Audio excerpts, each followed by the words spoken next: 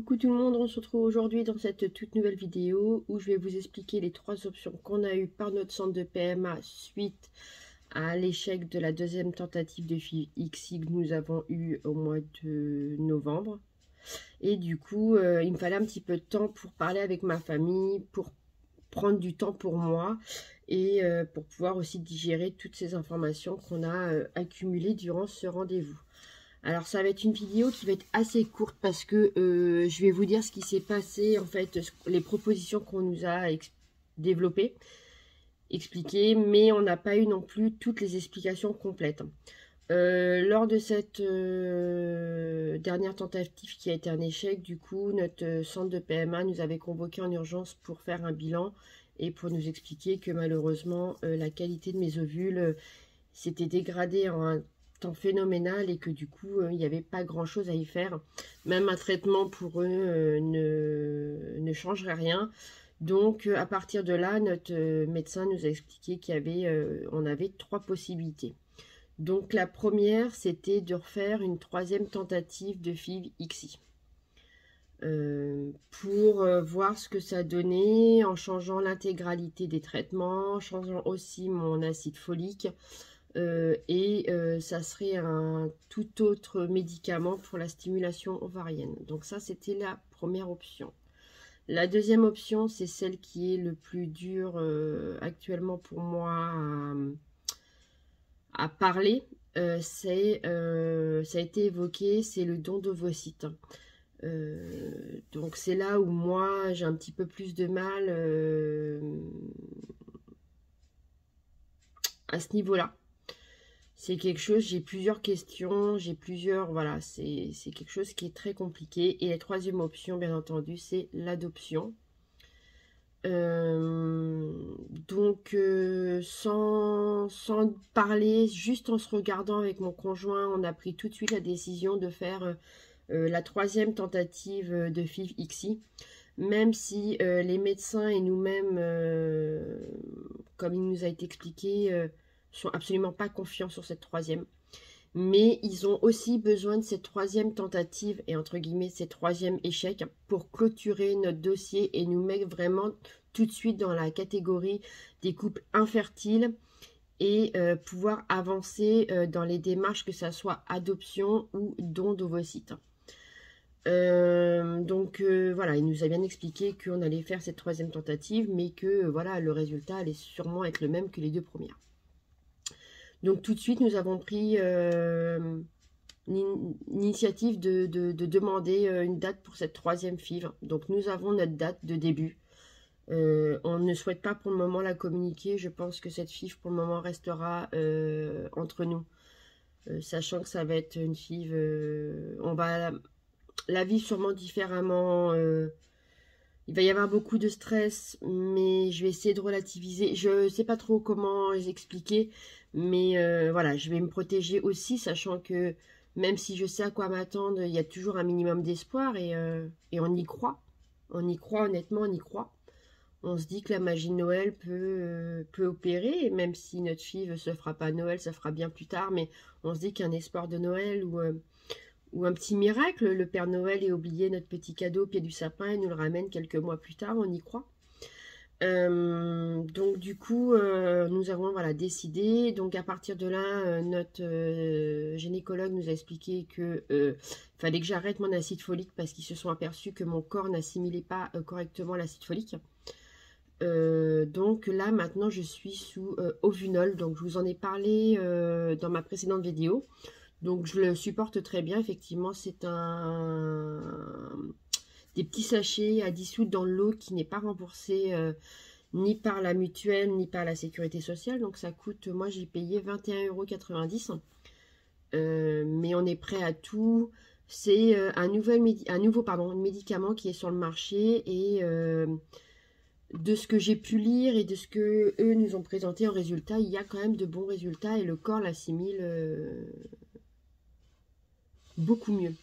Donc je prends ça bientôt depuis plus de 15 jours.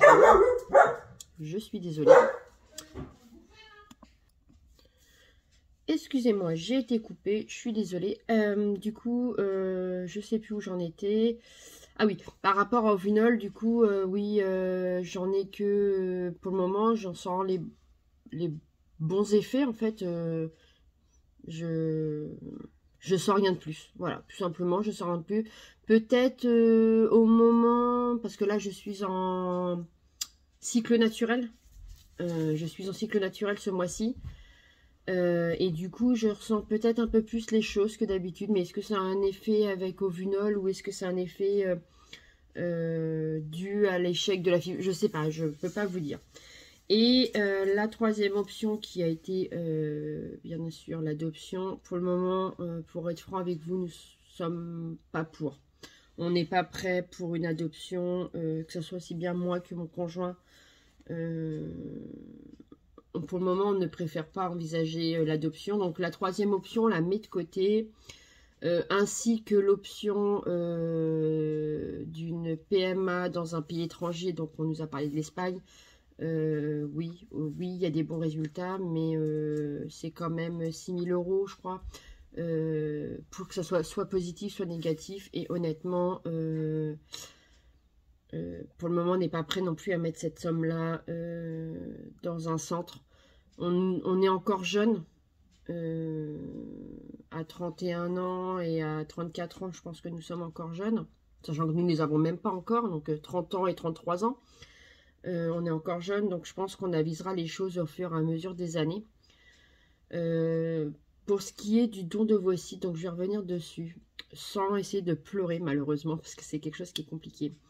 Je me pose mille et une questions, en fait, depuis ce jour-là. Je me demande si j'ai un don d'ovocytes et si ça aboutit, est-ce que mon enfant va m'aimer? Est-ce que si il est malade dans sa vie et qu'il lui faut par exemple une transfusion sanguine ou un don de moelle osseuse, est-ce que je vais pouvoir lui donner, sachant que je ne serai pas génétiquement sa maman? Oui, on aura le même sang parce que mon flux sanguin le nourrira, mais génétiquement, ça ne sera pas mon enfant. Est-ce qu'on devra lui dire plus tard? Voilà, je me pose mille et une questions. Mon conjoint m'a beaucoup soutenu à ce niveau-là. Lui, il le prend très bien, contrairement à moi. Il le prend très bien. Mais bon, comme il me dit, c'est parce que il ne se sent pas concerné dans cette histoire où c'est pas un don de sperme. Ça serait un don de sperme, je pense qu'il aurait la même réaction que moi. Mais là, sachant que c'est pas lui qui est touché, entre guillemets, il essaie de relativiser, de me rassurer. À la suite de ça, il a fallu que je discute avec mes parents, tout simplement, parce que je suis quelqu'un qui est très proche de mes familles, parce que je suis une fille issue d'une famille recomposée. Et si elle passe par là, je les embrasse tous. Et j'avais besoin de discuter avec mes parents et leur demander si ça changerait quelque chose pour eux, si je faisais appel à un don d'ovocytes. Est-ce que eux se sentiraient grands-parents, sachant que ça serait pas mes gènes et ça serait pas mon ADN. Tous les deux, sans se concerter, vu que mes parents ne sont plus ensemble depuis plus de 30 ans, m'ont dit exactement la même chose, que ça changerait absolument rien, que de toute façon c'est moi qui vais le porter pendant 9 mois, c'est mon sang qui va le nourrir. Et que oui, génétiquement, ça sera pas on n'aura pas le même ADN, mais que ça sera mon enfant et que eux, pour eux, ça ne changera absolument rien. À ce niveau-là, on peut être rassuré. Donc, ça m'a énormément fait de bien d'en discuter avec eux. Je sens les larmes qui montent. Parce que c'est quelque chose qui est extrêmement compliqué. On s'y était pas préparé, on s'y attendait absolument pas. Et on s'imagine pas tout ça, en fait. Il y a 2 ans et demi en arrière, quand on a décidé d'arrêter cette contraception et que on s'est imaginé, voilà, on s'est imaginé 3-4 mois sans rien, histoire que le temps que les effets de la pilule se diminuent dans le corps.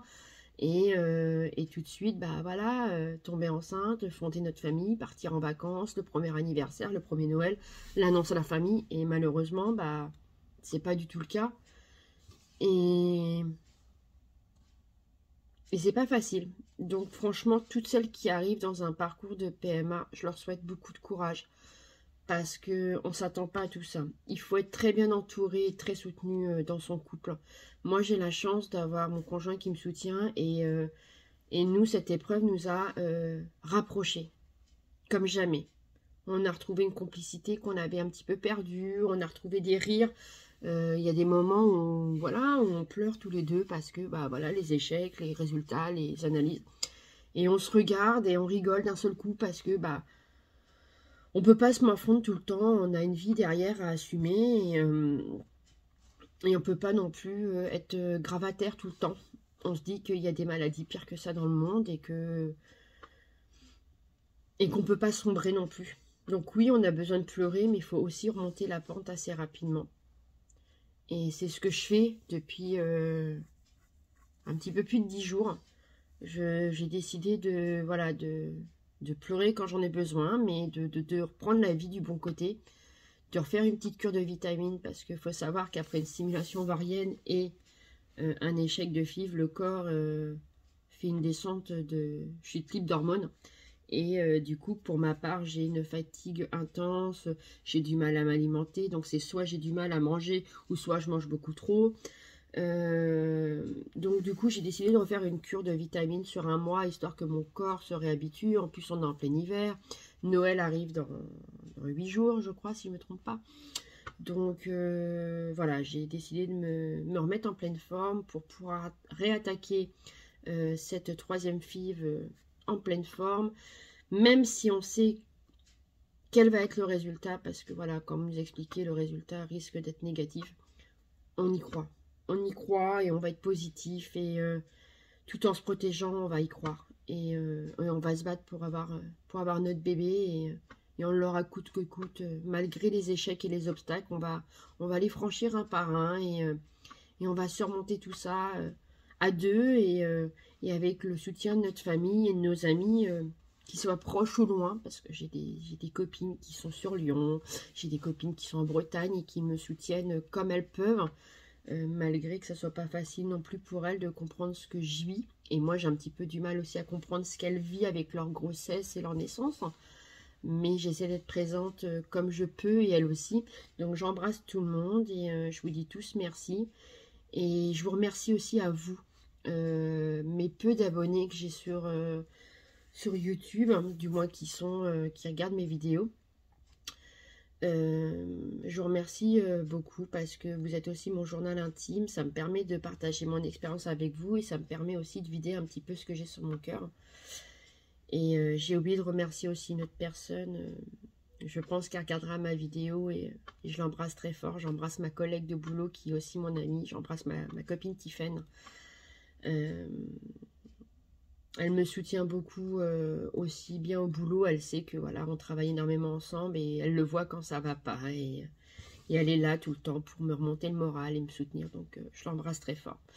En tout cas, je vous remercie beaucoup. Je vous ferai une vidéo, je pense, pour vous souhaiter mes meilleurs vœux entre Noël et Nouvel An, ou peut-être la nouvelle année. Et puis je vous referai une prochaine vidéo, je pense, quand on aura fait notre troisième FIV. En tout cas, je vous fais de gros bisous. Je vous souhaite de très belles fêtes de fin d'année, que celle-ci soit belle et heureuse malgré ces temps durs avec le Covid. Profitez de vos familles, les moments comme ça, c'est important. Et je vous embrasse très fort. À très vite.